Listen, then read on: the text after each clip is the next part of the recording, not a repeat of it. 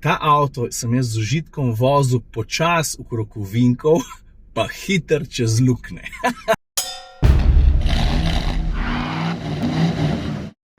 Evo, priznam, že drugič zapored, pa čeprav je vmes minil precej veliko časa, me je avto za mojim hrbtom naokoli prinesel na ta način, da sem kar malo pozabil, pa bil ponovno opomnen, da gre za enega najbolj prijetnih družinskih avtomobilov. Gledano kar tako. Vem, malo spoiler, ne? Ampak vseeno, pojmo po vrst. Kar gledaš je Citroen C5 Aircross. Avto je usran, ker s to matrem malo, zato ker sem pozabil. Mislil sem, da tole jutro snem, glavno se nima veze. Plus, to je pa res, le kje ima kapljice, pohal bi gor. Ko sem se peljal sem namreč izredno užival med vožnjo po lužah. Ne toliko zaradi luž samih, kot zaradi tega, ker uspe ponuditi podvozje. To sem povedal že pri prvem testu. Vmes se je zgodila precej obsežna prenova in to, kar sem povedal takrat, velja še danes. Zdaj pa, kdor C5 Aircross pozna, dobro ve, da se je prenova lotila predvsem sprednjega dela, da je recimo tele detalčke pogled, vidiš tele Te detalčkov prej ni bilo, vse skupaj je bilo oblikovan malo drugače, vključno z žarometi, vključno z odbijačem in temi odprtinami za zajemanje zraka. Tukaj snemam pri Miklavžu, pa sem se zdaj spomnil te table stare. Le kaj piše? Pri ženi iščemo vrline, pri ljubici lepoto. A velja tudi pri možu iščemo vrline, pa pri ljubčku lepoto. A za bejbe to ne velja. Samo vprašam. Ok, gremo naprej. No in ki smo pri spremembah videza, predel sem avto na tanku in sem v srečo, da sem na pumpi srečal njegovega predhodnika. C5 Aircross pred prenovo pa sem si vzel minutko časa, da sem posel sprednji del in še zadnji. In tudi tiste ključne spremembe v kabini pa ti jih bom sprot pokazal. Prav, pojmo naprej.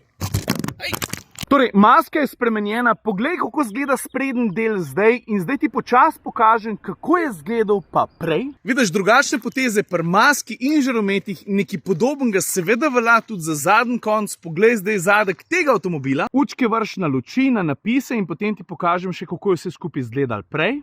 V zadnji, ki pride do karoserije in nekih splošnih potez, vključno z odbijačem, je sprememb manj, največje je seveda pri lučeh, tako kot ponavad. Pa kmalu ti pokažem še kokpit in opišem njegove največje prednosti. Sicer pa, oblika je ena reč, ne, ta druga stvar, ki jo pa moram nujno poudariti, je povezana pa s pogonskim sklopom. Tale Aircross je hibrid. Sicer blagi, ampak takšnega še nisem peljal. Občutek je pa res fajn, pa tudi prepoznaš ga v resnici težko. Mislim, moraš biti pozoren na tale napis, poglej.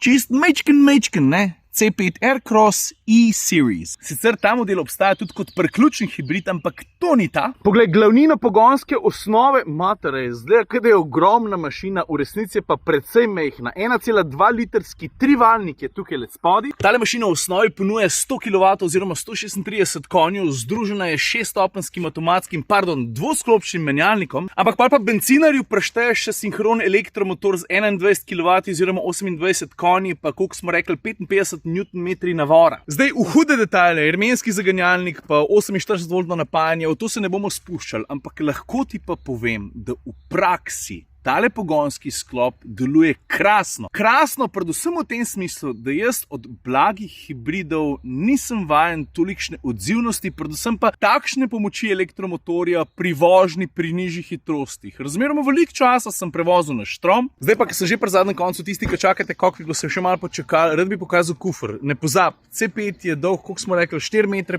Prtljažnika je za 580 litrov prostora, ampak to ni vse. Seveda se da sedeže druge vrste v prostor, ki imam cel mes, nahrbtnik od tamale, pa svojega in tako naprej. Hočem reči, da se da sedeže druge vrste pomakniti še naprej, ker pomeni, da se v kufru sprosti dodaten prostor in pol že v osnovi lahko računaš 720 litri. Ko vse skupaj podreš, smo na Jurija 600, stari, karkoli bom rekel, sem zmislil, 50, 70, 80, ne vem, da se pogledati, prosim. Ne, kde grem jaz pogledati? 1630 litrov, če imam prav.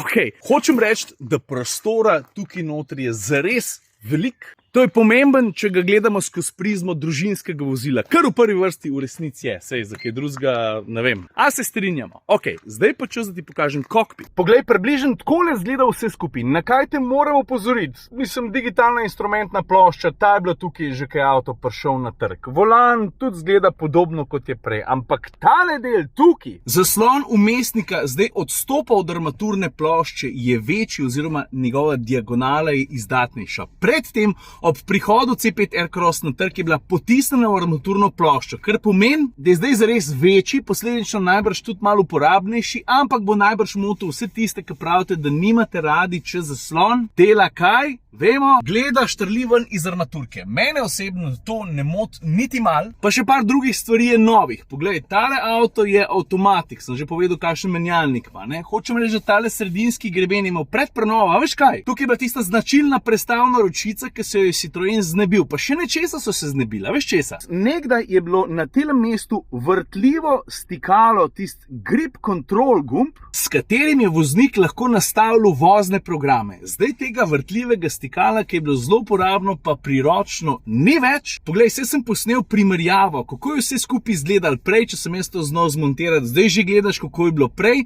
Evo, vrš učke na tistole ročko, pa na okroglo stikalo. Zdaj bom pa jaz to prešaltil. Zdaj pa gledaš že trenutno rešitev. Opazil si, da kljub temu, da gumba ni več, imamo zdaj tukaj en udoben predal.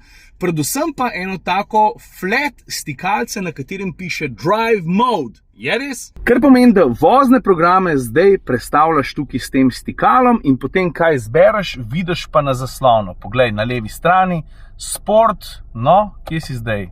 Sport, Normal pa Eko. Sej bi se našla še kakšna sprememba, pa v posodobljenem vmesniku bi se lahko razgovoril in tako naprej, pa tole dvokrilno odpiranje mi je všeč, drugače pa pojmo rajš na bistvo tega avtomobila. Prav, k temu bistvu te na nek način že samim videzom nagovorijo že sedeži, nima veze, gledaš ti spredi ali tiste zadnje. Zgledajo kot fotelji. V resnici je tako, da je tale bočna opora zelo neizrazita. Fant, da ti jaz nekaj povem. Ta avto je tako mehek, ampak ne annoying mehek, tako prijetno mehek.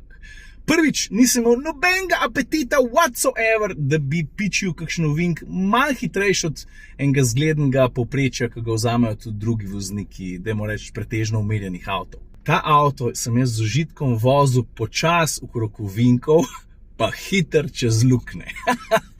Stari, saj to ni rocket science, poznamo tehnologijo, ta Citroenov, ne vem, kako se reče, Magic Ride. A sem prav povedal, vseeno, v resnici je to ena razmeroma preprosta tehnologija, ker Citroen znotraj blažilnika namesti še enega in potem se je ta sposoben prilagajati in v primerjavi z tudi z dosti dražjimi avtomobili, saj najdeš tudi bolj udobne avtomobile, ampak v resnici jih ni kaj dosti, pa stanejo veliko več. Kadar bi se po putrčku vozil in ta feeling, kako on požre vse te annoying ležeče policaje, une ta kratke, ta trde, ta plastične, kako on požre vse te luknje, to je stvar vesela. In če začnem seštevati te stvari, ne, prostor, uporabnost, foteljčki, motor oziroma pogonski sklop, ki je zelo odziven, plus vozno dinamiko, je to avto, ki me ne bi smel, pa me je spet presenetil. Moram priznati, da je kar malo zletel z mojega radarja, pa da sem pozabil, koliko je v resnici tako celostno fajn.